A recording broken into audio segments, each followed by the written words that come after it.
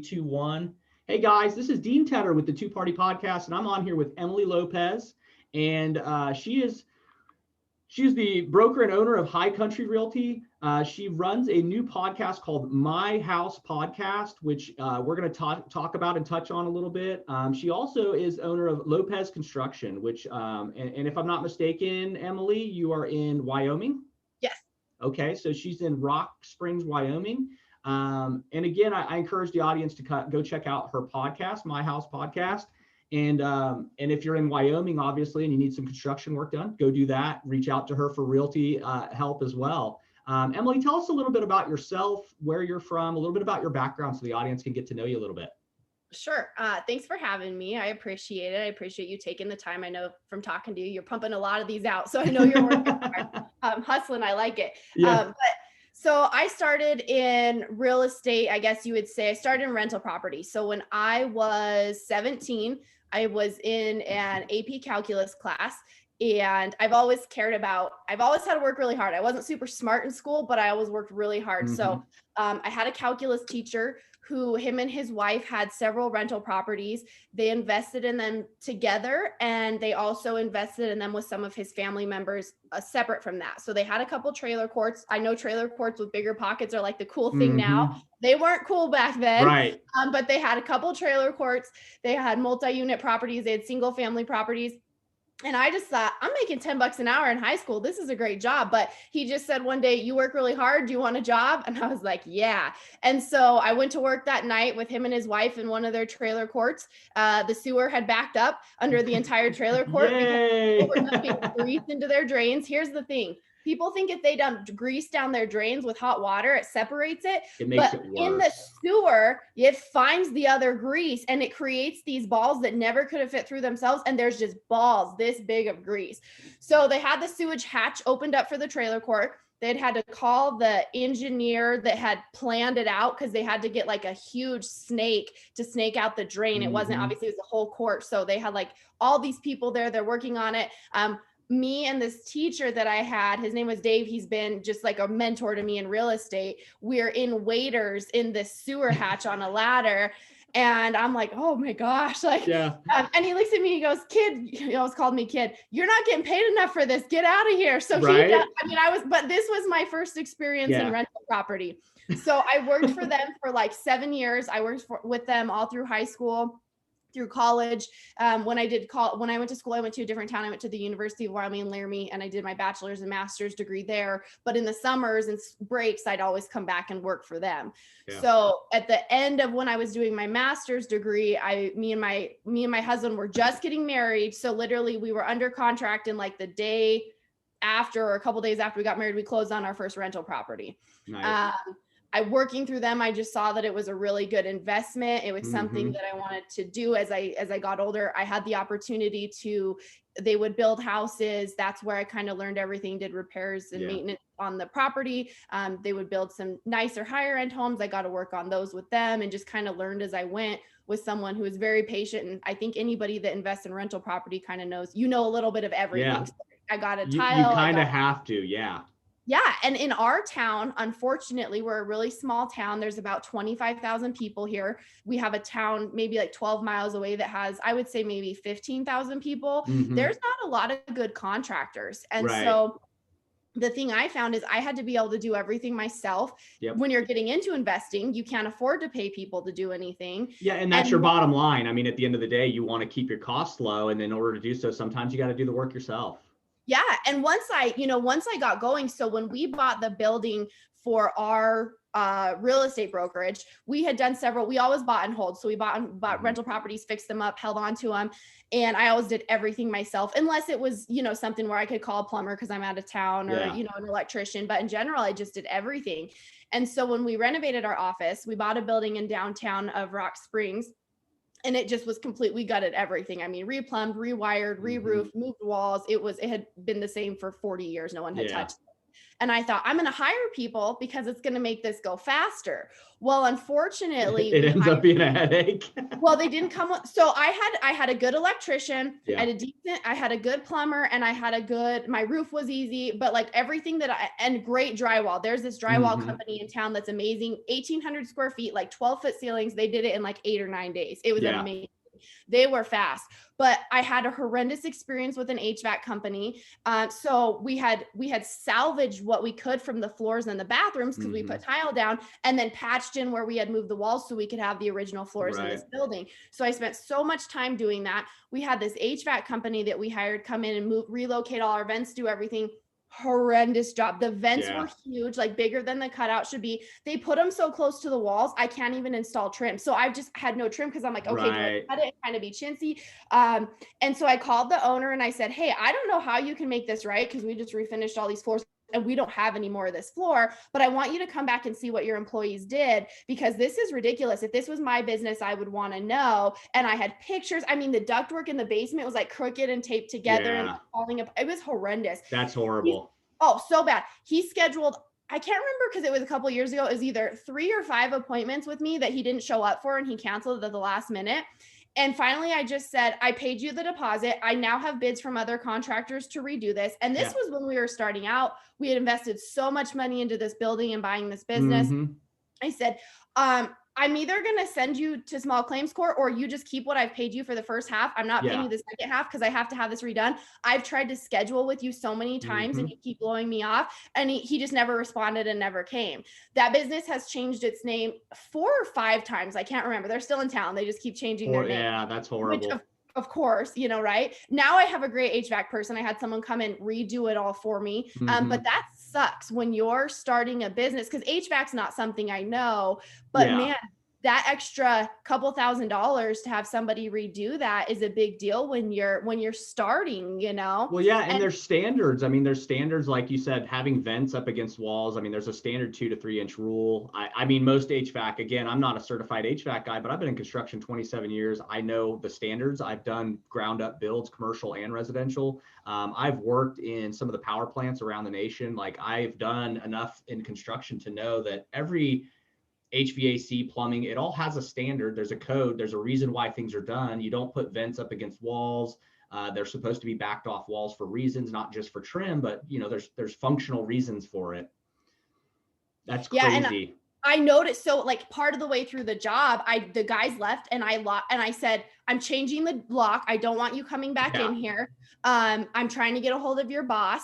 And that's where then he just kept blowing me off and wouldn't come in and stuff. And it was like, you just knew once you saw their cuts and what they were doing that it wasn't right. But it was, I was just appalled. I think, but back to that, the point was contractors in this town, there's a couple that we found over the years that are really reliable, but that's why I actually in real estate got my construction license because I had been doing this stuff for myself for years. And I kept seeing people get ripped off and have these horrible experiences because in Rock Springs, Wyoming, licensed and insured, the consumer thinks that means something. And most states you have to take tests, you have to, certain trades, you have to prove years of, apprenticeships. In Rock Springs, unless you're like an electrician where it's mandated by the state, anybody can go and get contractor's insurance and even plumbing and start a business and say, I'm licensed and insured. That's it. You pay $125 to the city, you get your insurance, and you don't have to prove that you have any experience or training or anything. So I was seeing people when I was new in real estate sales paying to have things done, and there's really no repercussion for them when someone does a really bad job. Okay, now I have to buy these materials again because I have to tear out what they did. It's so bad. And it was super, super sad. So that's when I got into construction. And when I was new into real estate, it was nice to have the other income because it's hard to get started in real estate and build up your clientele. Now I don't really have the time for it. I will do it. Obviously I do my own properties. I do it in the event of someone comes to me and they just got burned really bad by someone else and they need help to make something right. Or for some of my existing clients with property management that live out of state. But I really like to stay away from it just because I don't have the time and I'm a one-man show. I mean, I don't have anybody to help me. Yeah. And it's, here's the thing, you touched on a really good point. And I talk about this a lot. I even talk about this with my clients. And I have for years. I've always considered myself in construction to be pretty much the most transparent contractor out there, because I will tell a client the biggest nightmare, whether it's created by guys on the job, my subs, or if it's created by something we're running into. I am the most transparent. I tell them the cost. I tell them what it's going to be. I tell them how big of a disaster it can turn into. And I feel like that's what you should do for your clients. I've always felt that way. I don't want to get into a project and know okay, if I tear this wall out, what could be behind it could cost them $5,000, and then just go ahead and do it without telling them. Mm-hmm. I try to be very transparent. And you make a very good point. Okay. So when I was I'm basically from Florida. I consider Florida my home. Florida has next to probably New York, Florida honestly has one of the most strict and governed and regulated construction trade period. To be a general contractor they all should. To be a general contractor in Florida will cost you over $1 million to just become a licensed contractor. You got to, not just the testing, not just the studying. They don't take you in on experience. They just will not. You have to go through the school and testing. There is no doubt about it. The insurance, workman's comp, all that has to be in place. You have to get your general liability. You can't just you can work as a sub, but you can't just be a sub without being certified and tested through the state. It is so hard, even for tile. Let me put it this way. When I left Florida in 2013, they were, and they still are, arresting anyone with the name handyman. They arrest you and take you to jail. You're not allowed to operate as a handyman. If you post an ad on Craigslist that says, I want to come install carpet, I'm a handyman, I do stuff around your house, they will come, they will talk to you. And if you don't show license, workman's comp, and insurance, they arrest you. That's it. You cannot work in Florida. And if you do, I mean, there's guys getting around it. I know a lot of guys down there that they're struggling because they don't have experience. They don't have the money. They didn't go to school. They just want work, and they do know how to work and labor, but they're just not a qualified person to be running a company. Wyoming. Exactly. And so unfortunately, when I moved here in 2014, and I got back into construction again, started Time Warp Delivery, my business. And what I found here is exactly what you just said. The only thing that has to be licensed in the state of Oklahoma is HVAC, plumbing, and electrical. That is it. Anybody and everybody is all over the place in this state building the crappiest stuff I've ever seen in my life. They advertise as licensed and insured. There is no license. Oklahoma does not offer a contractor's license. There isn't one. You can't even get one because there's not one. It's only for those three trades. It's trade license. And so these people just go, they get a general liability certificate, they pay for the policy to start, they get the certificate, they send it to anybody that they want to work with, and then they cancel the policy. Yeah, so they're not even insured. They just have the certificate, a copy of it to show people and their customers, like, look, I'm insured. And then they cancel the policy and they don't pay it. And that's what we're finding now. And another reason, we discussed this a little bit before the show, another reason I'm kind of at this 7-year itch. I've always been good with business and knowing, kind of getting a vibe of when market trend in businesses are changing. When I ran my landscape businesses and I was in Florida as a youngster, I would build them up and I'd see the market change and I'd sell off. And I started doing that when it wasn't because of competition. It was because I would see a lot of people coming in the game. Next thing you know, you'd see guys push mowing lawns for nothing. And it just drives down the prices. And so I would sell. I'd build the company up, say, okay, this is a good time to sell. And I'd sell it to somebody. And I did that with computer business. When I got into the computer business, I saw where tablets, when tablets and iPhones came out, I was like very intuitive to that's going to change where we're not going to be getting repairs anymore. People aren't going to pay us to repair it when they can very cheaply go buy a new one. And I saw that and I sold it to my partner. I had a retired police officer in Tampa who he was retired, just wanted to be left alone. He was a grumpy old man and he wanted to just work on computers. And I told him, I said, look, I'm going to close the shop because I see a change in the market and I don't think we're going to be fixing many computers. And I just don't want to lose money. He goes, I'm not going back out of retirement, sell the business to me. And I said, okay, perfect timing. Got out of that. And what I'm seeing now is, again, that 7-year itch is because I'm seeing that trend in construction here in Oklahoma. Now you have a handyman or a contractor on every single corner taking work for dirt cheap and doing crappy work. Yeah. And so I don't like being in industries where that happens. And so when I see that, I tend to back out of those markets, or I tend to build up and sell. And that's what I'm seeing here because of, like you said, there's just no qualified. The ones that are qualified are guys that probably worked under their parents or a father, or maybe through high school they did some construction, and because they did, they patched a hole in a wall, or they replaced a spigot on a house, they think that they are full-blown construction guys. Yeah. And unfortunately, like, they don't know the material, they don't know what they're supposed to be using. It's scary. It's really scary. And I've never had, since we had Time Warp Construction here, I've never had a customer ever not pay us. I've never had to have a recall. Like, I've never had a client call me and be like, it's been we've been 6 years operating here. I've never in 6 years had anybody call me back and say, you remember that remodel you did in the bathroom, blah, blah, blah, blah, blah. Something's wrong, or this needs to be changed, or nothing. We've never, because I provide a level of service.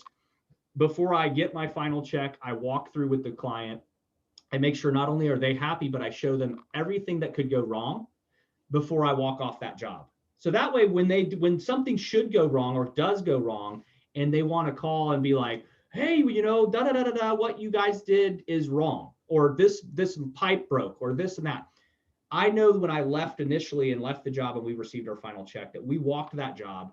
We knew what was good, bad, and ugly. And I also go over what could potentially be any fault in the job. And usually, like I said, 6 years, I've not had any callbacks on my plumbing subs, on my electrical subs, on HVAC, any work. And I as much as we're a big enough company where I don't have to really do the work myself, I do a lot of it myself. I'm hands-on every job. The client will always see me on their job consistently. And so even my work, I've never had callbacks. It's just one of those things. I take pride in my work. We keep our general liability insurance.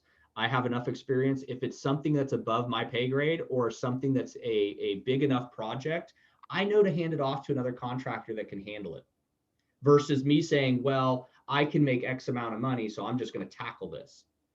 Which is what a lot of these guys do. They think, well, if I can get 10 grand off a job and it only costs me 3 guys and a little bit of work and material, but they don't care of the quality. They're just looking at the number of money they're going to make, I see people here. One of the things that I kind of notice when people are getting ready to sell real estate and they have projects going, or people just call because they're in a nightmare and they don't know what to do, is contractors will take a deposit and they kind of think it's a job they can take on that they really can't. I mean, there was a couple years ago. They get over their head. Well, I don't know if it kind of seems like it might be planned, to be honest with you. They get that 50%, they tear it all out. So you've already invested so much money, and then they scoot out of town on you. I mean, that was one we saw with the roofer a couple of years ago. Or they want to change the price. They know they've already got it destroyed, and they're like, well, it's going to cost a little more now.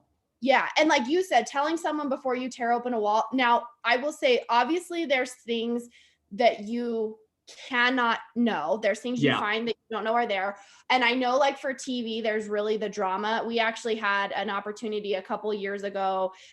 Some production company contacted us about potentially doing one of those renovation shows, and they came and did a little snippet for DIY Network and stuff. And they're like, your town's too small. We can't get, the supplies we need and stuff like that. We're like, we told you that from the beginning. They said, we prefer mid-level sized towns like Tennessee. And I'm like, that's a huge city. Like, that's not a little town. Yeah. But that was what they considered mid-size.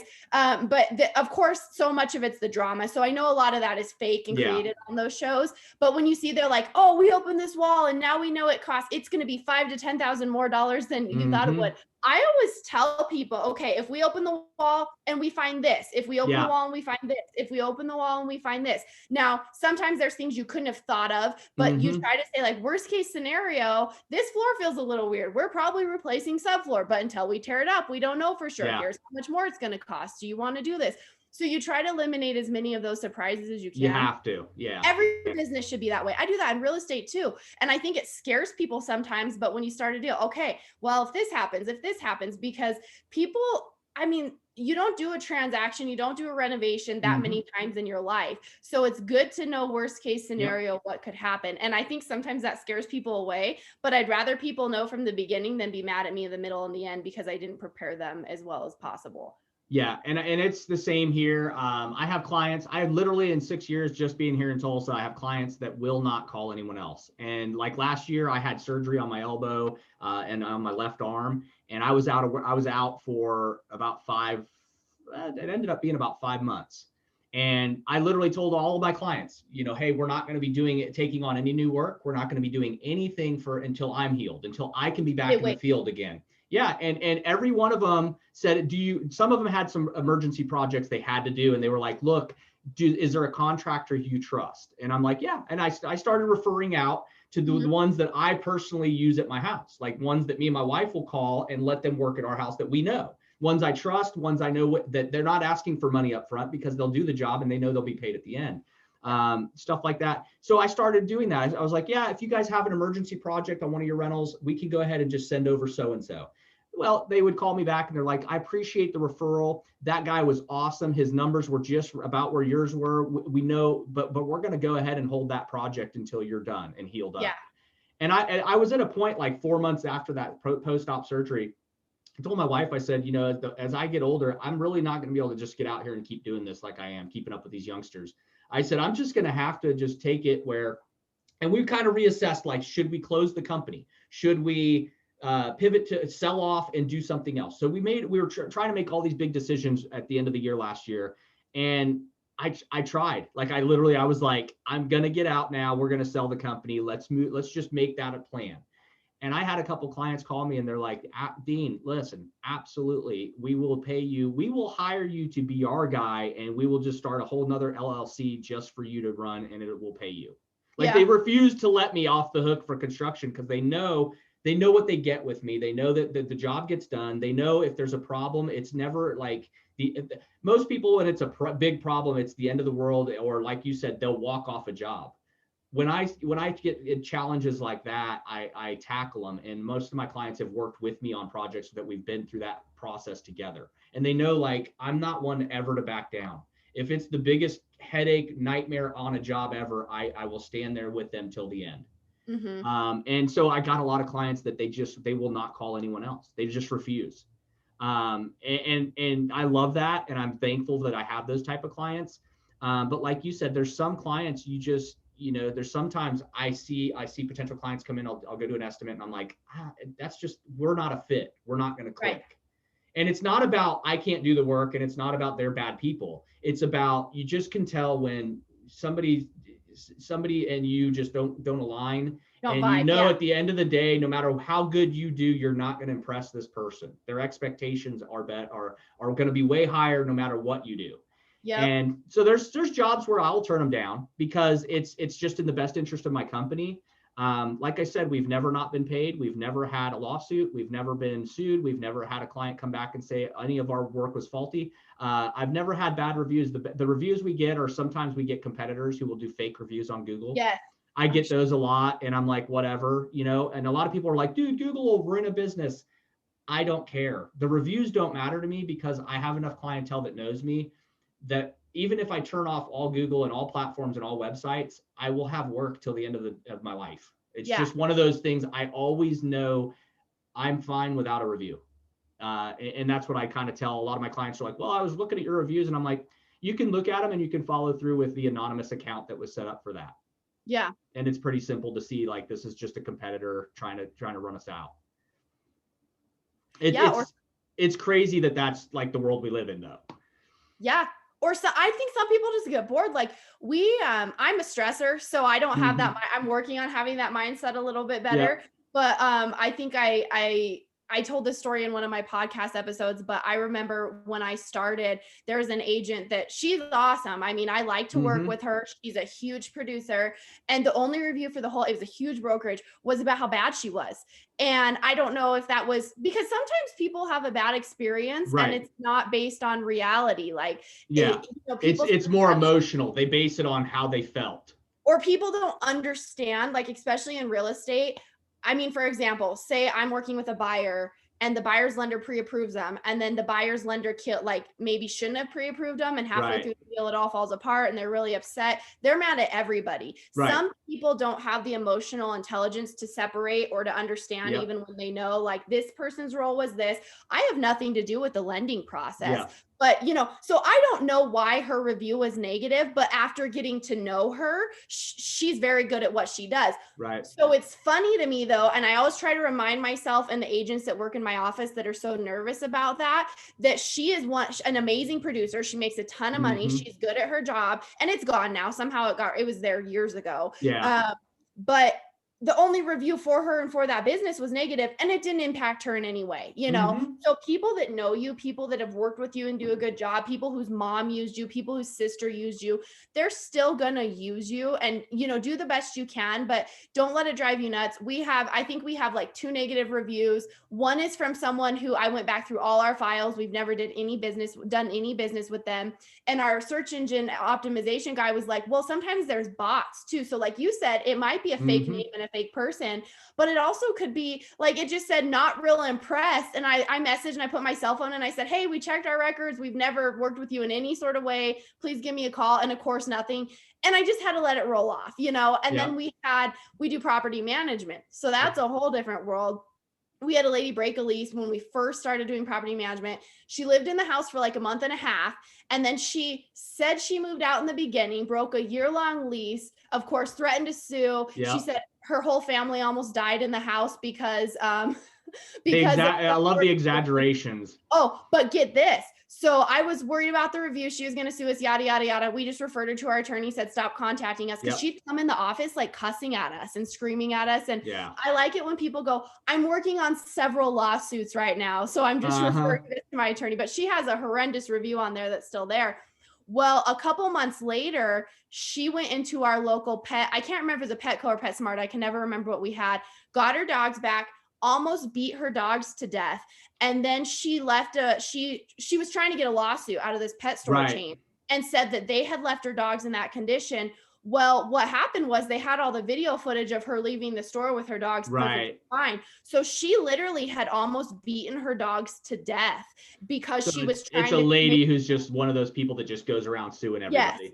There's nothing you can do. There's people like that in this world, and you can only control what you can control. And you can only do the best you can do. And so I think some people, like my husband, could care less. He doesn't worry about that stuff. I will stay up all night stressing about it. And my wife's the same way. My wife she gets very anxious. She gets worried about stuff like that. And I let it roll off my back. I've been through a lot in my life. So it's like, I don't really stress over a lot because I've been through so much. And like real things. I mean, I've faced things in my life that were just very like life ending. And so it's like, for me, it's like the little things with business and stuff is like, whatever. I mean, it sucks. I don't ever want to disappoint a client or potential customer. I don't ever try to. But I'm also never going to engage at the level that they want to argue, and I'm never going to engage them in the way they're going to engage me. That's just not professional. And I try to be that way. Now, there's been times where I've told my wife, like, I told this client's X, Y, Z, and I probably shouldn't have, but I did because they kind of got a little across the line. And my wife's like, please watch it, because she knows like I won't take crap from anybody. And so it's one of those, she's like, please just don't do anything dumb, and it's like, I won't, but I'm also not going to let them voice things that are not true. I'm not going to let them do things to impact our company that is not verifiable. Right. And so we, just being professional about it, but at the same time, it's not easy, as it's not easy being a business owner. You got to be stern sometimes. There's decisions that have to be made. You can't be a pushover owner. I've said that for years. You can't be somebody who's going to just cater to the customer's always right. It used to always be the customer was always right. That's what we all grew up thinking and knowing. We're not in a society like that anymore. We're in a society where the customer isn't always right. At times, you have to protect your interest, your investment, and your business.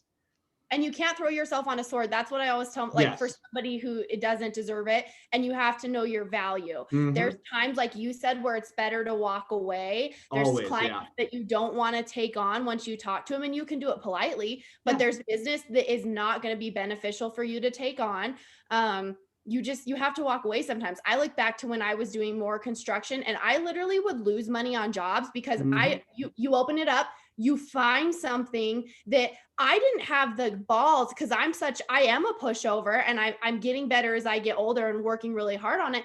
I would find something and I would tell them, hey, we found this, whatever. And I'm like, oh, I'll just eat it. And I would literally at the end of the day, not even just be coming out even, I would lose money Yeah. to renovate someone's bathroom because I felt so bad to charge them more because of something we found, that I was walking away after a month-long job having lost money because I put my own money into it. And I was like, I can't live this way. Like, I can't, and so you have to know your value. These people in any industry that are undercutting a market, that are undercharging, or they're not saying, okay, now this came up, so this is what you can we have to pivot. Know your value, because you're going to drive yourself nuts if you do that. Yeah, and we started, we mark materials up now. We tell most of our good clients, our long-term clients, that if they purchase material, it's on site. Obviously we just charge labor on that. But for the longest time, for probably the first 2 years of Time Warp, I didn't charge any upcharge on material at all. I was probably the only contractor in town that would literally go pick up material, take it to a job, do the job, and there was no 15 to 25% markup on material. I just did that. And a lot of guys could not figure out how I was getting so much work. They could not figure out, like, why are these people just call this guy back? What is the deal? Yeah, he's doing good work, but man, why is everybody going to his company? And it literally, that was a big part of it. But then when we did start charging, our clients understood. Our clients were like, dude, you've done this much work for us. We've never had any issues. We continue to have a good relationship with you. Please mark up the material. Please take your time. And if you got to pick it up, add a fee on. If you've got to go do things, we understand. And we in the beginning, we understood that you didn't do that, which was a cool selling point. But at the end of the day, we know you got to make money, and you make us money. So please make yourself money. And it became a point where it was a dialogue where a lot of my clients were just like, we want you to make money. Like, you, as long as you're getting our jobs done, we want you to make money on us. And I was like, well, that's a great relationship. You always want to have a client say that, and I was like, so that works out really well. But then there's some that are like, hey, you never charged before. Why are we charging now? And those discussions sometimes get hard because it's, sometimes you're dealing with clients that are very frugal, they're penny pinchers. And it's like, you can go find somebody else. You've been a long-term client of mine, and I love you and I want to keep working with you. But if you can't adjust to the markup that we're having to charge now, you can go find another client or contractor to do this work. And almost every time some of them will, but they come right back. They're like, well, we worked with this guy. It was a disaster. We're back. And not everybody is your client. That's the thing I think to remember in any business too. People try to make everybody happy, and you will just go crazy. And so we see that a lot in real estate. We see a lot of people that severely discount their services. But then I think they're pissed off that they charge so low, so they do a horrendous job. That's a conversation you have. So people will say, well, this agent said they'll do it for this. And I do video photography, aerial photography. I put money into advertising. You're offering more services to make it. Yeah. And I'm also going to answer your phone call all the time. If I'm with a client with it, I'll call you back as soon as I can. You're getting a service that you're not getting from them at what they're charging. And it's negotiable. You can't price fix. So everyone can charge what they want to, but you find that people go with this person, and some agents, all they'll do is they'll take your listing, they'll put it on the multiple listing service, so our database, so it feeds onto the internet data exchange and all that, and that's all they do. They don't do open houses, they don't do any advertising. They're literally doing nothing. I have agents who I can't even, clients give up on their houses, like buyers, to even see them because the agent won't respond so many times, or it's the weekend, so they don't answer their phone. It's after 6 p.m. they don't answer their phone. You get what you pay for. So people will say, okay, this agent, and I'm not going to say, well, do you know they only do this? I'm just going to say, here's what I provide, and here's what I charge for it. And they go, well, will you match them? No, because I'm not going to drop my service to that level, because then you're not going to be happy and it's going to hurt my reputation. So you can pay what I charge, or you can go to a discount agent. And some people go to the discount agents, and some people go, no, we're going to stick with you. Or like you said, I've had people list it with that agent, and once it expires, their listing, they're coming right back. I'm so sorry. I can't believe I didn't list with you. I regret it. Here was my experience. And then it's back to, some of them just say they'll pay it, and then they'll say, will you match it? No, I won't, because I provide the things they want. And I see all these agents, and I have these conversations with the agents in my office, and they're cutting their prices down to try to get every deal. And I'm like, why? You are providing all these things that my office pays to provide. So you need to charge this, because I'm not charging you. We do in-house photography for all of our agents. That's something that with our brokerage, my husband, who's a real estate photographer, he does that for all of our agents. So that's something is a benefit of working in our office that our agents get. So that cost doesn't have to, but we're providing that for you. Yeah, so that's a service you're providing that they don't have to have as a third party, or you as a broker doesn't have to call another person that's outside of your office. Yeah. Well, let me tell you this, in our town, when we first started doing this, if you look at real estate in any big city, it's all professional photography. Any house over a certain price point, you're going to have video. If you have any sort of land, you're going to have drone photography. It's the standard. I have an agent that just moved here from Tucson, and she did real estate there and then got her license in Wyoming when she moved here. And she was appalled by the customer service of contractors, because she's buying a house now. She just bought it. She was probably like, what is this? She was like, you got to be kidding me. They'd be out of business because there's so much competition. That's the problem. There's not here with contractors. And then real estate agents are taking pictures with their cell phone. I kid you not. There are pictures of houses in our MLS through a car window where you can see their car. You can see the car window isn't rolled down. Pictures of backyards through screens. So the screen is in the picture. Is showing. Yeah, so it just looks like blurry. Sides, at least turn your phone this way and edit it. There's apps. They're taking pictures this direction, so it's a tall, skinny. It's all a little picture. Yes. And these are, it's like somebody handing the phone to my 12-year-old son and saying, hey, we're going to go take pictures today. And here 300 and up is an expensive house. I'm seeing this on $350,000 houses, or I'm seeing $500,000 houses, one picture or no pictures. Right. And as a client, front door and yard. Front door and yard. I would fire you. And I don't know if people don't know what their rights are. I don't know if they're not getting online and seeing what their agents have produced. That's horrible.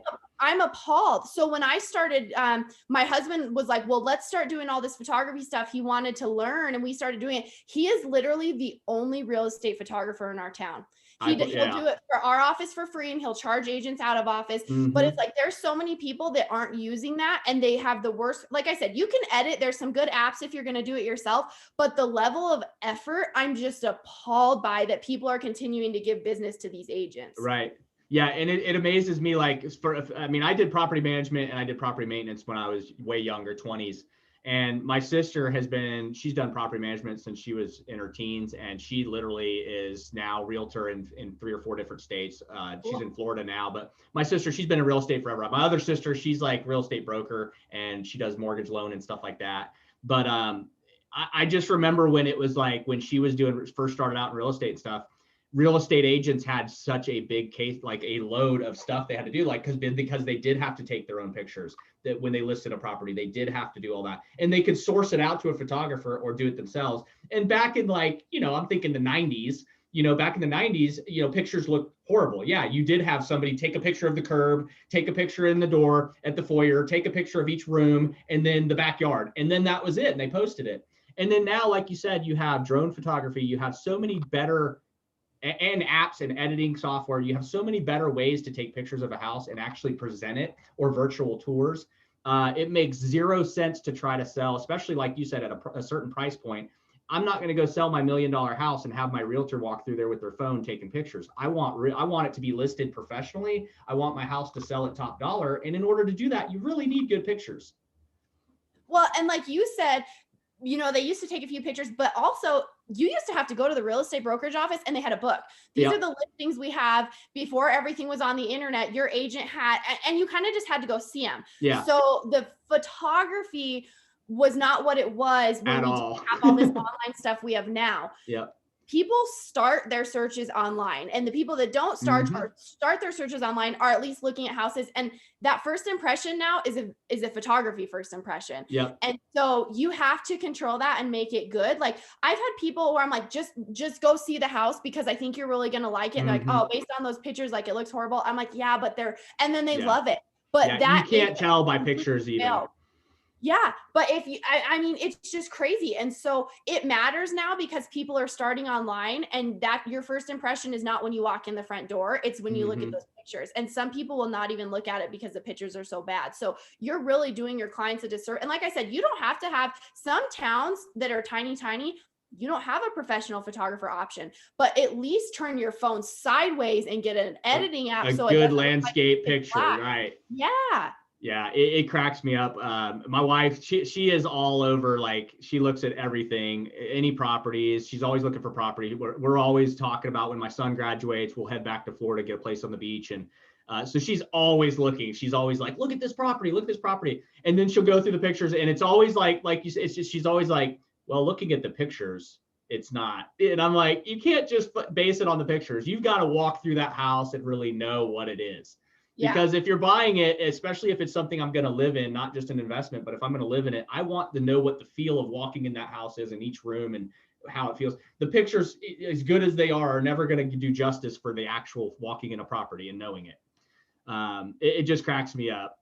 And now people are doing, on the other side of that, when people are going too far with it, virtual staging. So virtual staging started with, okay, we're going to put furniture in here so you can see the layout that's not there. We don't have to pay a stager to rent this furniture. But now it's turned into extreme Photoshop. And I think there's going to be some ethics concerns arising with this if you are a member of the National Association of Realtors, because you're really misrepresenting a property. There are people editing like professional, so you can't tell. They're editing fireplaces into pictures. They're editing like renovations that aren't there.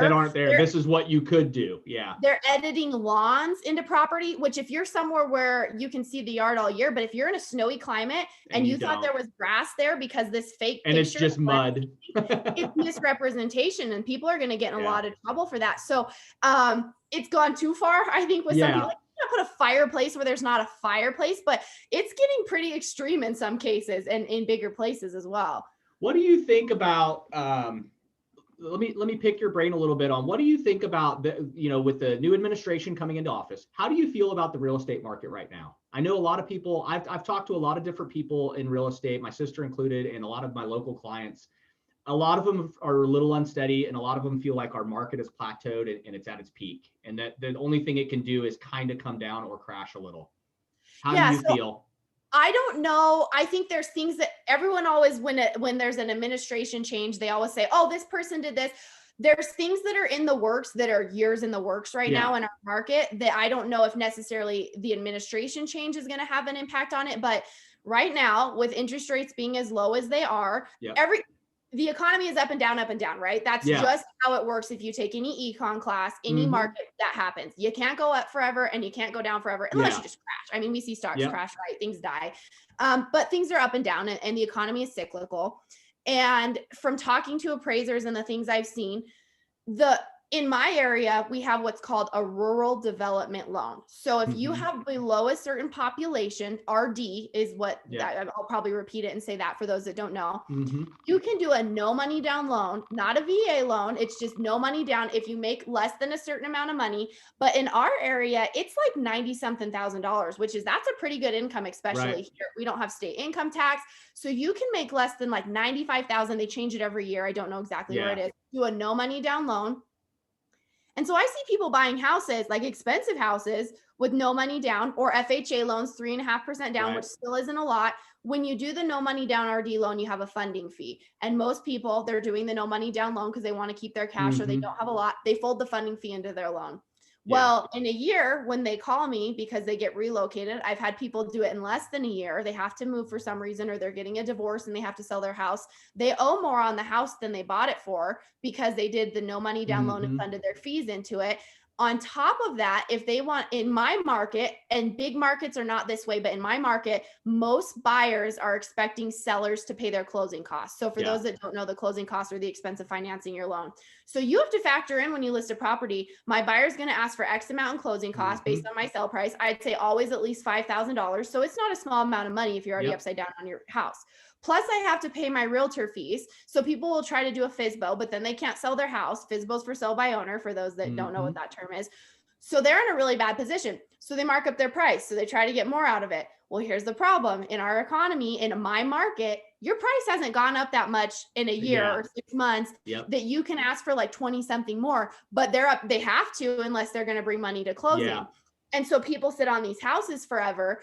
So here's the new thing to add to that. So that's been happening in our economy forever. And I've had a couple sellers who the conversation is, would you rather have a $350,000 loan or would you rather have like a $15,000 bank loan? It might be better to lose money on your house and just get out. To have that payment. Have that down payment. Furnace goes out, if this roof needs replaced, like you still have to deal with all this. If you want to be a landlord, you can rent it, but what are the risks that come along with that? I mean, it just depends what you want to do. So we've seen that in our market a lot. People having to move sooner than they expect. And it's tough because they're upside down on their houses. So that's tough. Now, on top of that, right now, I'm seeing interest rates as low as the last one. The lowest one I've seen was like 2.4, I think. Yeah, interest rates are great right now. They're great. That's insane. So you got a 2.4 interest rate. You bought a more expensive house than you should because now with the debt to income ratio adjustments with your lender, because your interest rate is so low, you can buy a much more expensive house. We've heard a lot of people say— It doesn't always mean you should, but you can. Right, but they are. So get this. So my husband, when he does photography, a lot of times the people are there and why are you selling? What are you doing? You know, he's very good at just communicating with people. And the overwhelming answer he has heard from people in smaller homes, townhouses is, well, interest rates are so good, so we can have the same monthly payment, but a more expensive house. So we're upgrading right now. Instead of just refinancing, getting your payment down, saving some money, they're selling their house and buying something more expensive because their ratios allow them to with where the interest rates are. Yeah. The problem I'm seeing with this is, and I'm having this conversation with an appraiser that I'm friends with, and he said the same thing. I don't think we're coming to a bust, but we're going to see a market correction because prices, even nationally, as you look at the statistics, have been eking up. People in big markets like California, big cities, I'm hearing agents saying they're getting 20, 40, 60 offers on houses because there's no inventory and people are waiving their appraisal contingencies and paying the difference. So people are spending like $40,000 above appraisal to get in these houses. Now, if you're going to stay somewhere forever, or if you have other funds, but a lot of my buyers don't, they don't just have money sitting there to get out from under a house if they have to. You just paid way more than this house was worth. On top of that, once interest rates are 4.5% again, because they're going to have to go back up. These lenders are going to have to make their money back from these low rates. People are not going to be able to afford those price points when their interest rates are 2% higher, and they will be. They're not going to stay here forever. And so there's going to be a correction where these people have to sell these houses. Again, if they stay there for 20 years, they'll have the equity, they'll be fine. But you don't expect to get divorced. You don't expect to have to relocate. You don't expect that your job's going to change 6 months after you bought your house. And if the market has changed, which it will, it has to, the economy is cyclical, and your timing is bad, you're going to be in a bad position. You're not going to be able to— people always say, well, I just don't want to lose money. Sometimes you have to lose money if you have to move. And if you don't have the cash to pay your lender off to change ownership, you're going to be stuck. And so I see a market correction coming. The prices we're seeing for houses are not— they don't make sense. And they're not going to make sense when interest rates are 4.5%. So I think that's been coming regardless of administration change. So what I see is people that were in that position before where they did those no money down loans and they bought high, is they either just sit on their house and leave it vacant because they can pay their monthly payment, but they don't have 20 or 40 or 60 or however upside down they're going to be depending on the market to get out from under it, or they rent it. The problem with renting it is I love rental property. It's a great investment, but you have to have a stomach for it. And if you're already tight, these are the people that when repairs come up that aren't necessary, like, if you're not escrowing money in for repairs out of your payments, you're hurting. Or they don't have it because maybe they're renting it for less than what their mortgage was because they bought really high and that the market doesn't allow that. And so they're losing money. So they're not setting aside profit every month. So like my rentals, almost every time I have a tenant move out, I repaint them. I paint everything the same neutral color so I can just go touch up, but everything's pure fresh. Every hole is patched. they don't have the money to do that because they're out of state. So they're paying for labor too. Mm-hmm. So their property declines and declines and declines because when we say, hey, you should do this, this, and this, they don't. So their value is dropping every time they have a turnover. Yeah. So this is already happening. So when the prices are already way higher and they're getting worse, this is what we're going to see. Now, on top of that, what I'm concerned about now, and this was already happening through 2021, and I've heard, I'm guessing with being with Biden and kind of the things I'm seeing that this is going to extend. 2020, you couldn't evict. They were giving. Correct. I was just going to ask you that. I was just going to get into that. Is I see that's what I'm hearing a lot from a lot of my clients here in Tulsa. They still have the same thing where you can't evict somebody, but the bank wants their money. Yeah. And so I have a lot of clients with a lot of properties, and they're like, we are still paying mortgages, and we are getting no income. And they're destroying your property too. Yes. So I was talking to my neighbor the other day about this because I said, we have people that are investors that we manage property for that they have one rental because they bought really high. Mm-hmm. They couldn't afford to sell it for what they owed on it. Their monthly rent is less than what their monthly mortgage is because they bought at the top of the bubble in 2008. So their payments were really high. Their mortgage is maybe $1,800 a month and they're renting it for $1,500 a month. And that's just all they can do. And so they're losing money anyway, but if their tenant stops paying, they're going to lose their house. Yeah. And my neighbor goes, they thought that everyone just had rental properties, just hadn't paid off. And that it's all profit. And so these are people that are already in a really bad spot, doing the best they can in a bad situation. And what's going to happen is they can't kick their renter out, but eventually because you can't foreclose, I'll get to foreclosures too. But once it forecloses, that renter is going to get kicked out anyway. Yeah. So like people don't think like landlords are not just rolling in dough, Some of these people are people in bad situations and just got stuck and would have sold these houses any day if they could. They just can't. I have rental properties. My rental properties have mortgages on them. I'm cash flowing. I have other businesses, so I could pay them if my renters don't pay. But it's not my job to give someone a free house because they don't want to pay their rent. Here's the other frustrating thing is people keep saying like, oh, well, we can't pay because we're waiting on our stimulus check. But you have like a garbage can with a box from a 70-inch flat screen TV in it. Like you're paying for some things. You're just choosing what you're going to pay. Yeah, what you want to pay for. Now they're using it as an excuse. And so that's really sad because you can't really evict right now. So people are taking advantage that could pay that are choosing not to because they're being enabled. Now, on top of that, talking to some of the foreclosure companies, they weren't allowed to foreclose in 2020. So they have so all the investors that are like, why are there no properties to invest in? That's why there's been a dry spell. Now I talked to one at the end of the year and she said at the end of 2020, and she said, now they're going to be allowed to foreclose on vacant property. So if someone hasn't paid and they said, hey, you need to go, you're not paying, and they've left, they can start the process so they can sell these homes. Meanwhile, somewhere like Wyoming, the property value is declining because the pipes are freezing, they're bursting, you have water damage. But if people are still squatting in the properties, they can't foreclose on them. So still now, if someone wasn't paying all through 2020, they can't do anything. So it's hurting us on two sides. It's hurting people who are rental owners who, again, they're not rolling in dough. Like I have a little bit of profit every month on my properties, but there's people that don't even have that. And if you stop paying rent, it's not just like, oh, that's all profit. No, that's not the position for most property owners. Rental properties, I've never looked at it. Even I have a client here that, let's put it this way. He owns probably 20, 25 homes across Tulsa. He's bought them years and years and years ago. This is an older gentleman. He's got all of them are paid off. Yeah. He still has to pull loans. He still has to pull notes on those houses to keep them going. He owns them outright. He's got the tickets to them, but he always has to pull money when there's repairs to do. And he's like, he works with property management teams that try to maintain some of them, and he tries to do some. So what he started doing is selling off a house a year. So he'll call me once a year and he's like, look, I've got this house. I've had it forever in my portfolio, and Dean, let's get it fixed up and get it to market. I need the money. And once a year he'll sell a house, and he's been sick. He's an elderly man. He's been sick. So he's just like wanting to spend time with his grandkids in his last days. And so he's like, we sell a house a year. I get to spend money and have fun with my kids and my grandkids. And I'll call you next year and we'll make some more money. And that's what he does every year.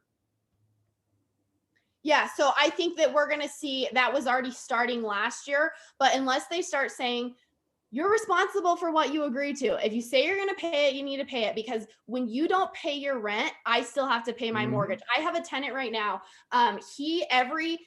It's my personal rental, and I don't feel like I'm as strict on my personal ones as I am on the ones I manage, because it's my money and it's not somebody else's. This is a grown, can I cuss on this podcast? You can. We are unfiltered. Ass man. He has a very good job. I know where he works. He works at one of the power plants. They get paid very well. He probably has $100 and some thousand RV parked in the RV parking next to the property. He probably pays his rent 17 days late every month. And every tenant, when I start, I say, if you need a different, in juxtaposition, adjust the day. Yeah. I have another property that's one block over, same type of property, that two young, probably 20s girls rent. And they are in jobs that have been impacted by COVID. I mean, bars where you get a lot of tips and stuff like that. And if they're ever behind or something weird happens, it's always like, hey, just so you know, I'm working on this. I'll get it to you in a day. Like, there's communication there. Yeah. This guy just ignores me. So this guy, like I said, he pays about 17 days late every month, won't respond to me. And I just anticipate it now. But everyone that moves in, hey, what day do you get paid? You don't have to pay on the 1st. If the 10th is better for you, let's just know what we all can expect and let's pick a different day. I have that conversation with every one of my own personal tenants. So he always pays late. 1 month, he just didn't pay. The only time he's ever paid on time is he didn't pay me for a month. And then he sent me a bill for a check for the next month. And I was like, hey, you missed last month, but I got this check. He's like, well, just deposit it. I'm like, I can't, because the date on it, he's like, okay, we'll keep that for the next month. So I had that one on time. And I said, you need to pay me for last month. And he finally did. Well, he sends me a notice, because we do 30-day notice when someone's moving out, his lease terms up. He sends me a notice. The letter is dated December 27th. But the postmark date is January 12th. So he is always sneaky and trying to do something. And I get it like the 15th. And so the law is the postmark date is for notices, for things dropped in the mail. So I send him a text message and I say, hey, just so you know, we got your letter on like the 15th, but it's postmark date the 12th. So we obviously go off of the 12th. So 30 days puts you to February 10th. At this point, he still hasn't paid January rent. So I say, at this point, you're delinquent this much. And so the last notice I gave him, he was like, it was the 19th. So he's 19 days delinquent. So I said, I'm also getting delinquent notices for your water bill, because that's a municipal utility here. So you need to pay your water bill. You need to pay your rent for January plus 19 days of, well, they start on the 5th. So in our case, it's 14 days of late fees. Plus for February, you'll owe through the 10th, because that would be your 30-day notice from the 12th of January. Just ignores me. I think he said he was going to be out on the 23rd, which is tomorrow. He's going to try to just not pay. Last minute, not pay. What I would do in the past was I would just let it go. And I'm not going to do that anymore, because I know he can pay it and he took advantage. So again, I'll send him a notice when he moves out, once I go through and see what all repairs need to be done and cleaning and all that. And I'm going to send him to collections. I'm not doing this anymore. I know he can pay it. When people come to me and say, just an example, again, the one that was one block over, those girls, she had an emergency funeral. She had to go out of town. She's like, I'm trying to figure out how to send this to you in PayPal. I said, just pay it when you get back. They're struggling a little bit. Yeah. You've always paid it. Get a hold of me when you get back. It's no problem, because she's been reliable. If you work with me, I will always work with you. But this guy that always pays 17 days late has never paid a late fee. We've never charged him. Like, you don't get to just bail out and not pay your last month and a half of rent, buddy. So just do the right thing. And I always work with people if they're honest and upfront with me. But when you try to be skeevy, we're not playing that game anymore. Exactly. And I just mentioned the other day, I was doing a live and I just mentioned on the show to remind people that, you've got these investors and these people that own these properties. They a lot of these people, it's what they went all in on. A lot of these people, it's not like people that own businesses. It's not like people that have a lot of money coming in. They literally might even be working a 9-to-5 job and just saved and eventually bought one property as an investment. And you got to remember that these people did that. And so I made a mention on the live that I did that take care of your landlord. Because even if you're in a situation where you're taking advantage of the state offering you to not have to pay rent right now, I made mention that, take care of your landlord. Be respectful, be good, be in communication with your landlord, even if you're in that situation, because know that they have to still pay bills and they're still paying a mortgage. And take care of their property, respect their property. Don't get to a point where you're complacent and you're enabled to the point where you're like, well, I can take advantage of this program that keeps me from paying rent. And therefore, I know at the end of all this, I'll probably have to move or be forced out. So when that happens, I'll just trash the place. I made mention that be respectful, be a decent human being. take care of the property as if it was your own. Know that the person you're renting from that you're not paying rent for is still paying money out, and that person is invested in this. This is an investment for them. So I encouraged that on the live that I did the other day. And I just, I couldn't express that more to our audience. Like when you hear of people that have rental properties, or you hear people that are in these situations where they're not paying rent because whatever the reason may be. And I understand COVID, pandemic, life goes on. I get that those things are affecting a lot of people and families. But at the end of the day, it doesn't mean you just disrespect the place you're living in because of that. It doesn't mean because you don't have to pay rent and then you do have money, you don't use that money to maintain the place you're living in, or whatever it may be. A lot of people, like you said, I know a lot of people that are continuing to work, but they're not paying rent. They're taking advantage of not paying that rent, and they're still, like you said, they're big screen TV. They just put down a payment on a new car. And you see them doing it, and it's like priorities. Where are your priorities? Because at some point you're going to have to start paying rent again when it's all lifted up and these programs go away. If you're still able to stay in the place you're at, you're going to be paying rent again. If by any means you're having to pay back rent, you're in real trouble. Mm-hmm. So I always encourage people, with the money you're not having to pay in rent, put it aside, or put half of it aside, so that you're at least saving money in case that changes. And then let's say they don't go on a back pay situation. Let's just say you have to start paying rent. If you're saving money now for when you have to pay rent, you won't be in such a struggle that you're already in. And so I was encouraging people on that when I talked live the other day. I mean, it's just, I don't know, I've reached a point in my life, I'm 45 years old, I'm half dead, just an old person, So it's one of those, like, in my experience, in all the houses I've owned and all the places I've lived, I've always prioritized. Me and my wife had a discussion yesterday about, like, people not prioritizing, like, even food. Like, people are like, well, I'm out of food and I don't know what's going on and it's a pandemic and I lost my job. And it's like, at what point did you prioritize your cigarettes or your beer or some other lifestyle that you do, going to the bar on weekends or whatever it may be? How did you prioritize that above having food in your pantry? How did you prioritize that? The discussion came up because it was a friend of ours who was literally messaging me for female hygiene stuff. Mm-hmm. And she's like, well, the store closes in 10 minutes and I need someone to wire me some money. And I looked over at my wife and I said, babe, 10 minutes to the store closing. If you needed female hygiene things, you would know it, right? And she's like, yeah. And I mean, we just had this discussion. I felt bad because I was like, I love the person, I care about him, but man, this is a hard thing to have to tell somebody.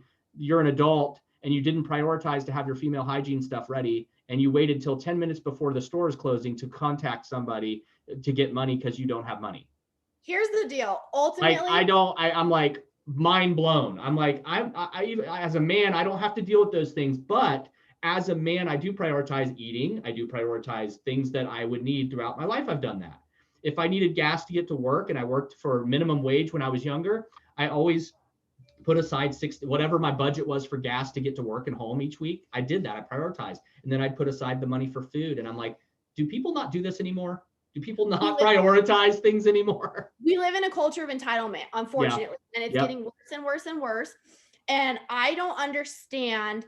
I mean, I see the things happening in our world that are creating that. But one, we live in a culture of entitlement, and two, people make really bad decisions. So we've had renters, same thing, who they're saying they can't pay their rent because of COVID, but you just bought like a new fixer-upper car because you like working on cars. Like, you have to make decisions and you're responsible for yourself. And yes, I think we should help each other, but I will help people that are helping themselves. Correct. I'm always going to help somebody who is trying to better themselves, but I never expected anyone to help me. And I grew up, I didn't have a lot. My parents always worked hard and did the best they can. But I remember times in college where I was like, if I don't get to go home and work on the weekend, because I travel home and work on the weekend, you're not going to have any money.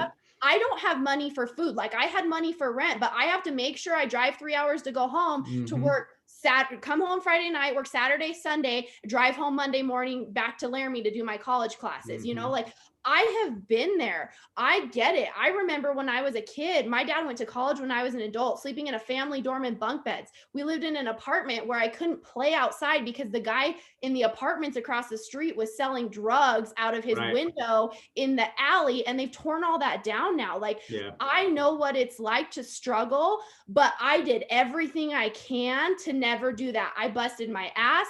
I worked a Mm-hmm. ton of jobs I didn't want to work. So I don't have sympathy for people who aren't doing the stuff they need to do to take care of Yeah. themselves.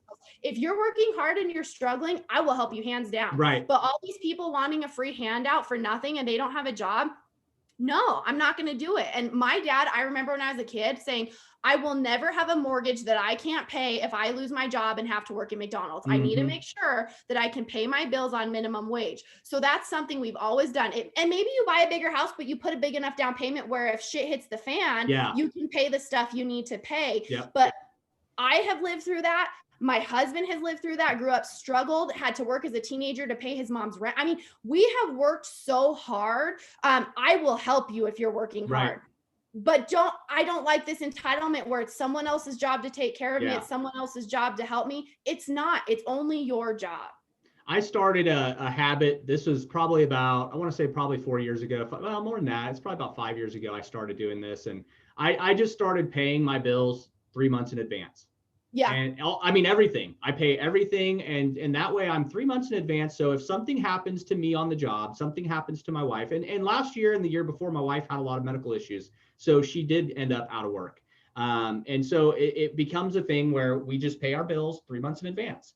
And then if should both of us be down at any given time, that gives us 3 months to make a decision on what the emergency situation we need to do to get our finances back on track. And so it's just a habit we started. So a lot of people are like, well, I can't, I've talked to people about it. And they're like, I can't afford to go 3 months in advance. I don't have the money to pay that far ahead. You'd be surprised if you just, if your utility bills are $80 a month for gas, electric, whatever it may be, you'd be surprised if you just paid 30 or 40 ahead and just start building that credit up each time you pay it. By the end of a year, you are ahead a couple months. It just automatically starts adding up into a credit. And I started doing that. We were laughing one time because I paid when I first moved here and we got our first place together. I paid the trash. I didn't know it was $14 a month. I thought it was $14 a week. Okay. And so I just went ahead and paid, I kept paying a month ahead. And then finally I was like, screw it. This is such a small payment. I'll just pay it way ahead. The next thing I knew, I had a $400 credit with the garbage company. And the guy was like, at one point they called me and they go, we just want to let you know you can stop paying because it's kind of messing up our books because you're like $400 ahead, which means that you're good for the next 4 years. Yeah. And I was like, well, that's cool. That's pretty cool. And she's like, do you want me to mail you a check back or do you just want to leave it where it is as a credit? I go, leave it as a credit. We moved 2 more times and then bought this house and lived here for over 2 years before they called me and were like, well, we got to start charging you again. Yeah. And I was like, that is so cool. I just paid the garbage for 4 years. But it's just little habits like that I started getting into. Pay 3 months in advance. If you can't pay 3 months in advance on bills, that gives you that emergency cushion. Pay just a little extra on every bill, just so that way you do have a credit. Some companies won't let you do that, but most of them will. I just encourage people to do that all the time, and I do it. And when the pandemic hit, when we started to slow down and I had surgery, that benefited us. My wife was going through medical issues. She was out of work and I slowed down to have the surgery. Our bills were paid. Boom. We didn't have to worry about the mortgage. We didn't have to worry about our insurance. We didn't have to worry about any bills. And it made it so much easier for me to sit back and heal post-op. It gave her time to recoup for her situation. It's just, just a good habit. It's just, I hate to say adulting, but at some point you can be an adult and just live paycheck to paycheck. But I always tell people from my experience, that is the worst way you could ever live. That is the most stressful and anxious way you could ever live, when you can just form a good habit of prioritizing your adult stuff. And then you can still have time for fun. You can still go to the bar. You can still go drink your wine. You can go to whatever it is that you do. You still have time and money for that if you prioritize the other things as number one. I think you just have to make decisions. What do you want for your life and what do you want in this moment? And I think the one that always stands out to me that was the best decision I ever made starting out in my adult life was, I remember when I was graduating from college and everyone was kind of graduating. I was a couple years behind everyone because I did a master's degree. So everyone else, they kind of got careers going sooner. And people were buying, again, top of what they could buy. I wasn't even in real estate. Real estate wasn't, I was investing in it and I did rentals. Living above their means. Yes.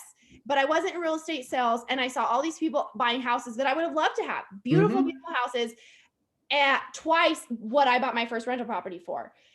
And so I bought an investment property, like a little townhouse, and these people are buying really nice homes. I'm like, oh, those are so nice. I will have that one day. Yeah. But I still now can't even imagine buying a house that doesn't make me money. So I Right. bought townhouse investment properties. Yep. We bought a triplex that had a house in the front and a house in the back. The back house has 2 apartments. The 2 apartments in the back pay above my mortgage for my front house. So again, that's more money I can save and invest. And again, I look at houses and I go look at these beautiful houses that my clients and a lot of clients are peers and people I went to school with, because I'm back in the town that I grew up in. And I just think, man, this is a really nice house. It would really be nice to have a heated attached garage that was this big. And I'm like, but no, it's not the time yet, Right. And so the sacrifices I'm choosing to make are doing things that are good for me long term, Yeah. And it's not that I couldn't go buy a house like that, but it would be stupid because that house wouldn't be making me money, Right. It's the same thing. It's as simple as, like you said, the bills. Or do you really want to pay $250 a month for cable, or do you Yeah. want to set that money aside? And like a couple $1,000s a year is a bunch to be able Yeah, to save if you it hate your is. life and you need to pivot in your career. And so just think about what you want to do long term and what you can do now to get to those goals, because your time's going to pass anyway, but what can you do to make it better for you? So Yeah. I think that's it. People want what they want, but they don't want to make the sacrifices they have to make. Everything's a choice. No one makes decisions for you in your life but you. And so you can decide to make the sacrifices you need or not, and then you get the consequences of your actions. So it's up to you.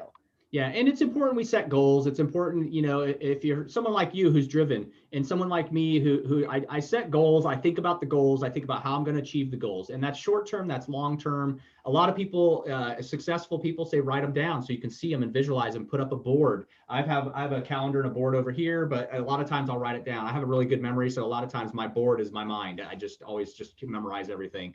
And it's just one of those things, like if you want to achieve something, you have to set that goal. The only way to get to that goal is to work. I don't know any other way. There's no secret way. There's no fast money that's going to get you there. I know friends of mine that growing up that went down bad paths, and they're, I'm going to make a bunch of money selling drugs, and they're in jail. You're going to make a bunch of money doing nothing but sitting in jail. And it's just one of those things. There's no easy way. If you think if there's an easy way to do something, someone tells you there's an easy way to make money, there's an easy way to get rich, there's an easy way. If they're telling you that, they're lying. Or it's just not going to produce the happiness of what you think. And that's usually what I've experienced in all my time dealing with things. And I've seen every pyramid scheme and every kind of crazy scheme there is. Sell this, sell that. You can make all this extra money. I've never done anything that actually succeeded, that actually stayed firm, that was actually a long-term investment that worked, unless I worked my butt off for it. Night and day. Every business I've ever owned, my wife, when we started Time Warp, it was first business she had ever really gotten into. She's younger than me, and she was like, why does it take so much time for you? Why are you spending so much time building this business? Why is it 7, 8 o'clock at night you have a client calling you? Why is it? And I would explain to her, like, especially your first year of starting any new business, you got to work. And that means more than a year. Yeah, that means 9 o'clock at night. If a client calls you with some issue or question, you answer the damn phone. You don't just say, I work 9 to 5, and at 5 o'clock, you are no longer somebody I know. You have to invest in your clients and invest in the business that way. And so it's just one of those things, like, you have to work. If you want, you plan a goal, you set a goal, you have to work for it. It's not going to come easy. There's no cheating. There's no figuring out a way to get to your goal a quicker way. There's no quicker way than to just pull up your pants and work toward it.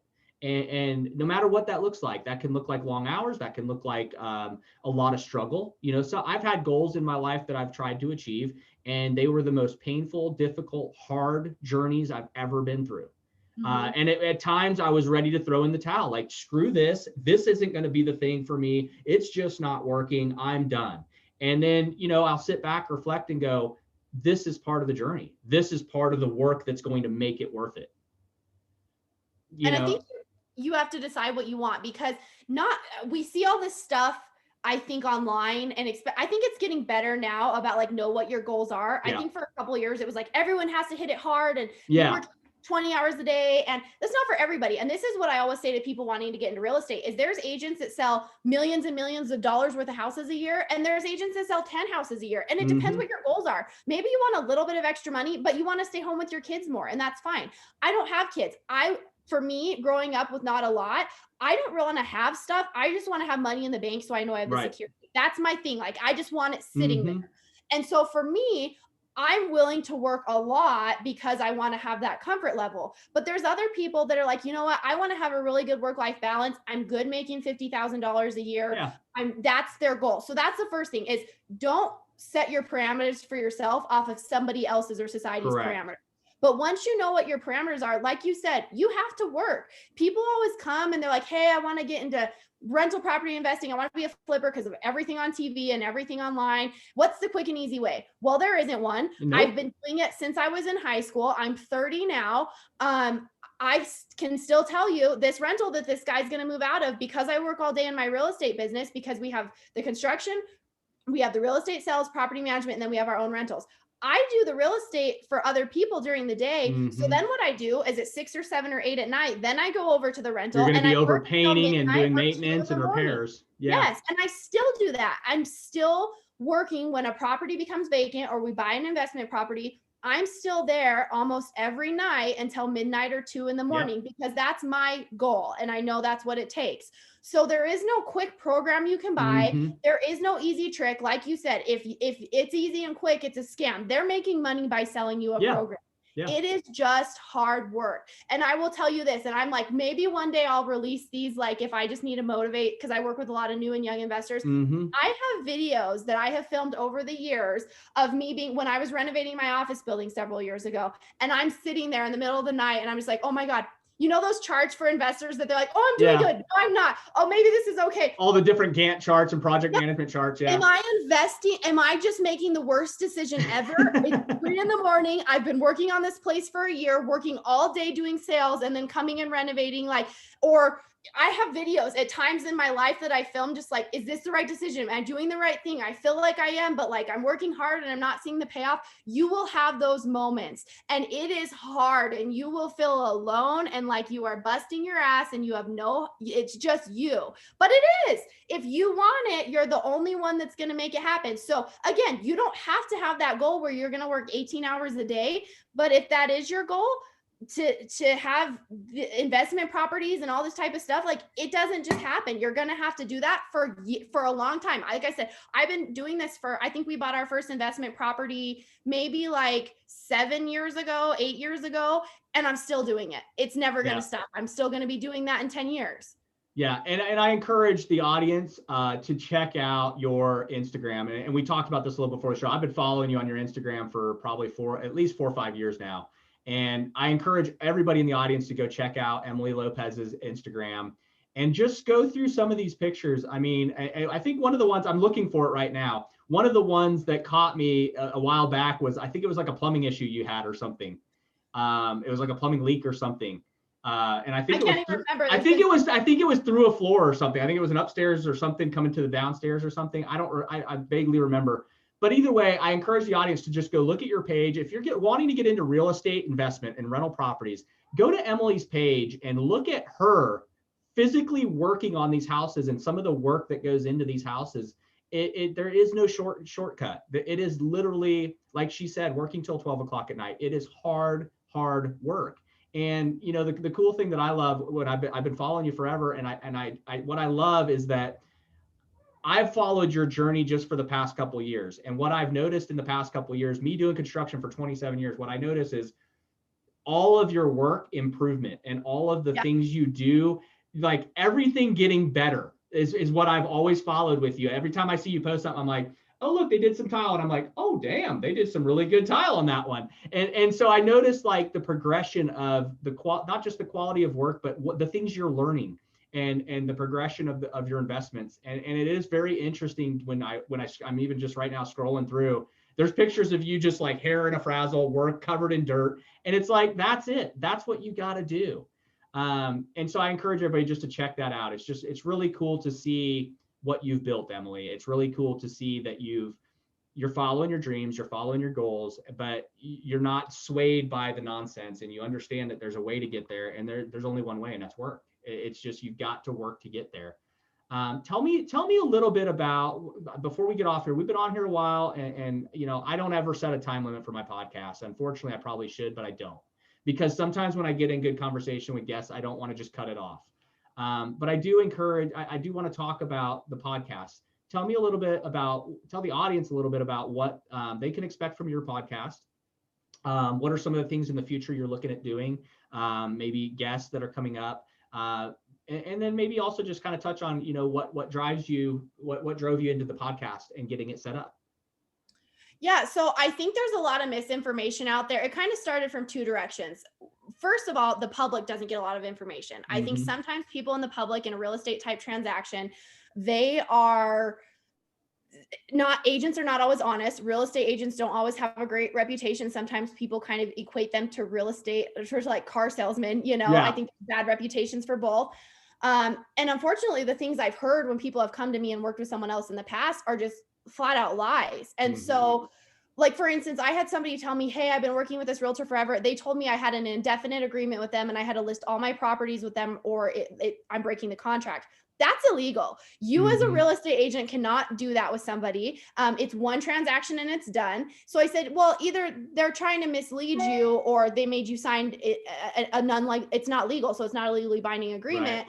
Right. And so I would just see things that people were hearing from real estate agents that were not true. So first of all, I wanted to create on YouTube information for the public, frequently asked questions where people, maybe the person they're working with is not super scrupulous. Then I realized when I started in real estate and I got my license, when you get a real estate license, sorry, there's my kitty. When you get a real estate license, you have to work under a real estate broker for 2 years. And most people just work under a broker to hold their license. A lot of people don't want to own their own business, but you can, after 2 years, get your broker's license and start your own business. When I got my license, I, again, being a paranoid, nervous person, thought I'm going to pass my test. And I'm not going to be able to find a broker that will take me on. And then I'm not going to be able to get in real estate and follow my dreams. So I took resumes to several places. The lady I ended up meeting with and working under, she trained me so well. She knew her stuff. What I didn't realize is not every broker does that.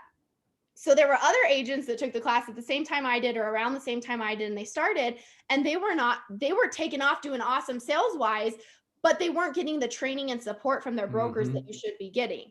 And so, I mean, you as a broker literally signed that you're going to train them and be vicariously liable for their actions. I mean, they get sued, I'm getting sued because I'm responsible for them. And so I don't think brokers necessarily take that very seriously. So I was super lucky, not even knowing. I just thought everyone would train you and do their job. And so I would have broker or agents come to her when I worked for her and say, hey, I can't get a hold of my broker. Can you help me with this? I want to make sure I'm doing it right. And then when I became the broker and bought the business, same thing. I don't know how to do this. My broker's not training me. Will you help me? So we were helping other agents. And I was like, man, they need a place where they can go get information and get help that they're not getting from their brokerages. So it was twofold. I wanted to give information to the public about real estate, and I wanted to give information to other agents that weren't getting the support that legally they're supposed to have. And so I started the YouTube channel. I wanted to have people on the YouTube channel with me. Noticed people were pretty uncomfortable being on video. A lot of people just were very nervous about that. And I thought, I'm never going to be able to get guests to participate unless it's just voice. So then we thought about, me and my husband, well, a podcast would be a good option. So that's how that started. And I wanted it to be everything. I didn't want it to just be, a lot of it is helpful for real estate agents, but for people that want to invest in real estate, people in the construction business, a lot of small business stuff honestly just crosses over. So, but really, I just wanted anything that had any relation to real estate and would be valuable for investors, buyers, sellers, just anything for a real estate consumer. And people interact with real estate all the time. So you might not buy and sell all the time, but a lot of people have a couple rental properties. You're doing a renovation. Maybe in my town, it's good to know that, hey, licensed and insured means nothing. Maybe you want to get references. So people have all these interactions with real estate and real estate type businesses in their life. all the time. So that's kind of how it started. I'm really just open to anybody that's related to real estate investing. That's not a scam. Like you said, there's a lot of scams. There's a lot of tricks out there. So that's the thing, is I want to find people that are a valuable resource and not, something that's kind of shady. But that's kind of the direction with it, just to be a valuable resource for agents and for members of the public that want that information.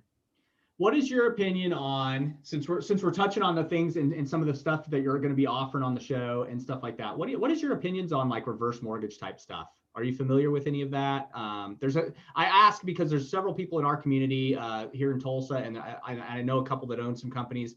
What is your opinion on that reverse mortgage situation? I think there's a time and a place for everything. And I think if you are very desperate, it's better than losing everything that you have. The experiences I have seen with reverse mortgages are parents who are deceased or aunts and uncles who are deceased, and now the heirs are trying to unscramble the toxicity that has created and trying to sell a property. So I've not seen the beneficial side of, hey, I need money. I have equity in my house, where someone's using those funds. It's always been like the fallout from it. Mm-hmm. So the people I've seen, it's been very difficult for them. But I think if you're in a position where you're going to do that, you're just trying to hang on till you die, pretty much, as bad as that sounds, and you don't care what you leave behind. And so I had one situation where a guy got a hold of me. He had listed the house with a realtor, felt like she wasn't doing her job. Their contract was expiring. I listed the property. We knew what was going on, and he had a very short amount of time to sell the property. Because there was like a tiny bit of equity, and he wanted that tiny bit of equity so he could pay off the rest of the debt, because the money from the reverse mortgage had already been paid. Yeah. And what happened was that real estate agent came back and said, hey, I have somebody that will buy this house. And I had the listing agreement, and I said, well, I'll cancel it with you. I know you're in a bad situation. Just go with them, redo everything with them if they have somebody. The agent never, and I contacted her. I said, okay, I'm going to make sure he signs this to void it, yada, yada, yada. He never signed it and voided it. She did so she completely violated everything. Oh, no. And so I didn't want to get, because I just wanted this guy to be done. So I didn't report. She did it completely wrong. It was super illegal what she did, but he got out from under the house. It was like his uncle's house. So I didn't really know how it ended up, because I stepped out, because I was like, if you can do it with her, do it with her. But it was a very bad situation. The courts were constantly on him. There was very short timelines after, I think it was the uncle had passed away. It was a very, very bad, very, very stressful situation for the person that was dealing with the estate. Okay. Yeah. And I've heard the same thing. Like I said, there's a lot of local companies around here you tend to hear over the course of the past couple of years, I tend to hear that business getting more popular. Like you just hear more about reverse mortgage. And everything I've heard is all nightmare stories. Everything is the house getting taken from them, or them literally getting themselves in a bigger financial bind than they were to begin with. I would say a better option, depending on what type of payments you have, because you can't refinance if you don't have a certain type of income, but most older people have Social Security. If you could take a home equity, depends on how long you plan to live too. So that's hard, but maybe it's worth, if you have a house with equity in it and it's maybe bigger than you need or more than you need, sell your house and downsize. Mm-hmm. Or take a home equity line of credit, or maybe just finance a property that's paid off. A reverse mortgage sometimes is your only option, but at least do some research first, because a lot of times it's not your only option. They're just who's targeting you. Yeah. Well, I tell you what, it's been great having you on here. Where is some other places, real quick, tell the audience some other places where they can reach out to you. I have pulled up your YouTube, your Instagram. I have the podcast pulled up, as well as the Realtor Broker firm that you run. Go ahead and tell the audience where they can contact you, whether it be for Realty or whether it be for, the podcast and all these others. Go ahead and tell them where they can reach out to you. Sure. So if you're local, if you're in Rock Springs, Green River, Wyoming, Sweetwater County, we're High Country Realty. Our office line is 307-382-2652. You can always call that number. If you need real estate help that's not related to the state, you just kind of want to, I'm so happy to help anybody. If you want to get into investing, you want, just someone's brain to pick. I have a YouTube channel. You probably have to search like Emily Lopez Realtor, because it's not that big yet, or Emily Lopez Real Estate. There's a million Emily Lopez's on there. You wouldn't think it's a very common name, but apparently it is. It is. So we have a YouTube channel. Instagram is at emily.a.lopez. That's kind of just everything that we're doing. So that's just a bunch of stuff. And then podcast is My House Podcast. Same thing. You might have to search for it a little bit because it's pretty new, but it's a red square with a circle and it says My House in cursive.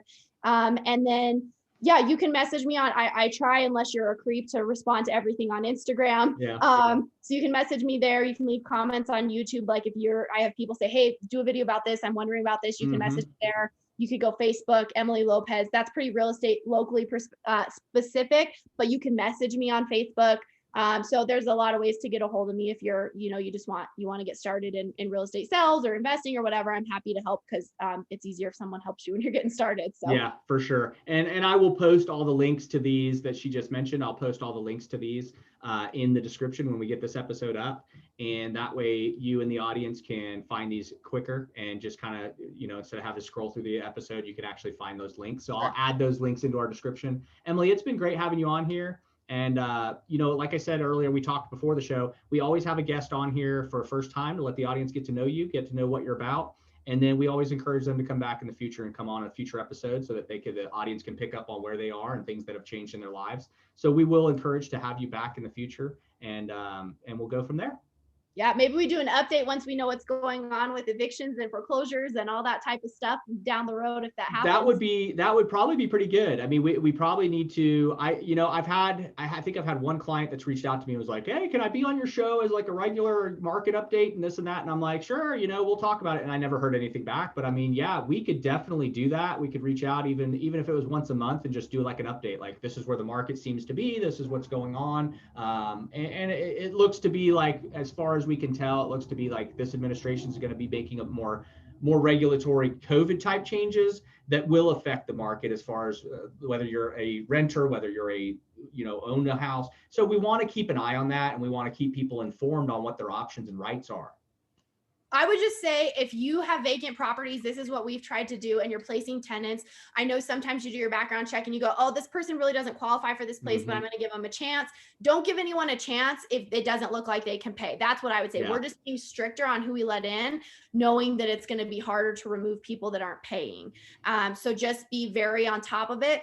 What I would like to see is, instead of just giving people money, like if it's rent assistance, you fill out paperwork and it goes directly to your landlord. Because I'm hearing, yeah, that's how it should be. Rent assistance, and then they're not paying their rent with that money. And so I would like to see them, if they want to give more, do it responsibly, because people aren't using it where it's supposed to go. I want to say one more thing for people that are real estate agents that I'm noticing happening is, if you are using Zillow heavily, what Zillow has done is Zillow is kind of weird, is it not? I know you're not the biggest fan, but they are Zillow's very weird. I think it's a decision, but I just think there's important things for people to know. Zillow has said all along, they don't want to compete. They want to be like realtor.com. Well, Zillow has announced in September of last year, they were in January 2021 they're going to become a real estate brokerage. So they're going to be a direct competitor, which is fine. You're allowed to do that, but they're also still having agents pay to buy leads off of Zillow to be premier agents. Zillow has now opened brokerages. I think it's Atlanta, Phoenix, and Tucson. Those are the three they started in January, and then they're rolling out from there and expanding. So it might be worth talking to somebody. I'm going to try to find someone from there on my podcast to talk to about how it's impacting them. But what I'm seeing on the message boards I'm part of is some agents have gone all in on Zillow. They spend a ton of money on it. Yeah. They put all their sales on there. All their reviews are there. Like they put all their eggs in that basket. I've had people log in and say they have deleted all my past sales and they have deleted all my reviews. So if you haven't gone and saved those, they're gone. So if that's all you're using and you don't have those reviews saved, I mean, I know people that have hundreds of reviews on there. Like instead of Google, they're having people put reviews on Zillow. They're deleting them because they're now becoming a direct competitor, especially if you're one of those areas. So I would just recommend, if you're a real estate agent, go take screenshots of all the reviews on there. If they haven't already deleted them, mine aren't gone yet, but I think it's more in those areas. Right. Go take pictures of your reviews. If you want pictures of your past sales, anything that you put in that basket, just make sure you document it, because it could be gone any day. So that's my whole thing, is just make sure that you go get what you need to off of there, because it's gradually being erased.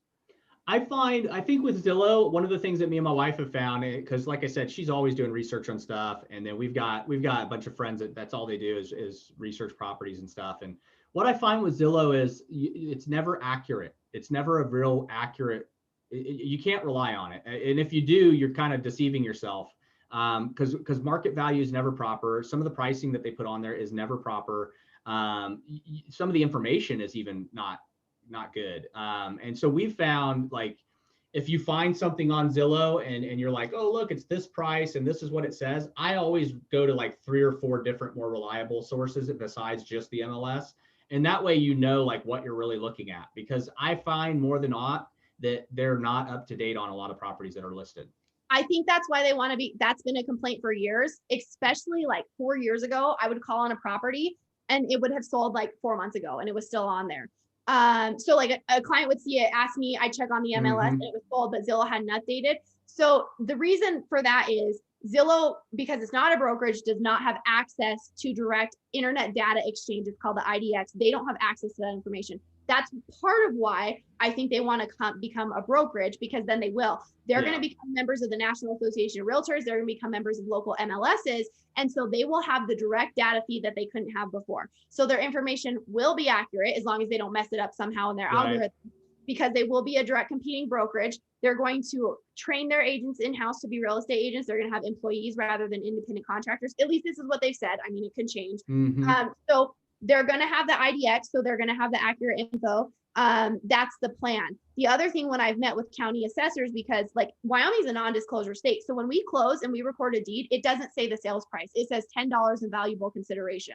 Some states are disclosure states and some aren't. So they have to guess based on tax assessors data, which is also a couple years old by the time it comes out. You have access to it. So they're a couple years behind, especially in non-disclosure states. That will change once they're a brokerage and they have access to the IDS at X, because it's just going to feed from the MLS. But historically, that's why they have been so inaccurate. Yeah, I think we bought our house at like 135. We have done so much repairs. We've got got a reappraisal. We're sitting at about 200,000 now on our property. We've only had it 5 years, and you can still look on Zillow and our house is listed at 135.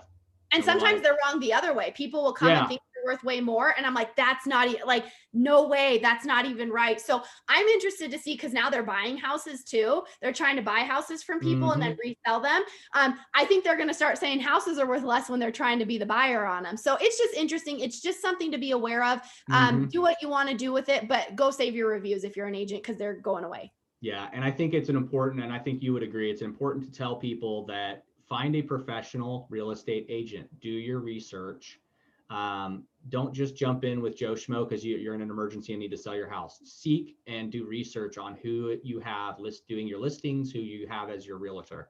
It's very important. And again, I encourage the audience to reach out to Emily if you have questions. She obviously has done her homework. She knows the market. She knows real estate. So I encourage anyone in the audience, if you have questions or if you're in her local area, she would be who you'd want to reach out with to answer the questions you have.